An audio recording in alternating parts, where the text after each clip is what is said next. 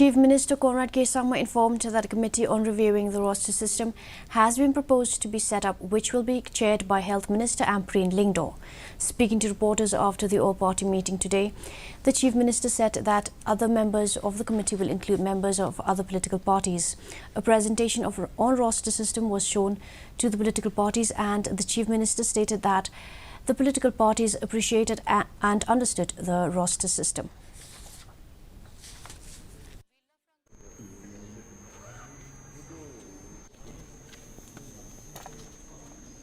You can see that all the political parties are here, and almost all the political parties have understood what the government is doing, and they have appreciated also the concerns. Of course, there are challenges, and there will always be challenges, but on a whole, what the process we've followed and the way we are thinking of moving forward is something that almost all the political parties, all the opposition parties, everybody has appreciated it, and they are in line. They are seeking some more clarification, but in principle, they have understood how we're going to move forward.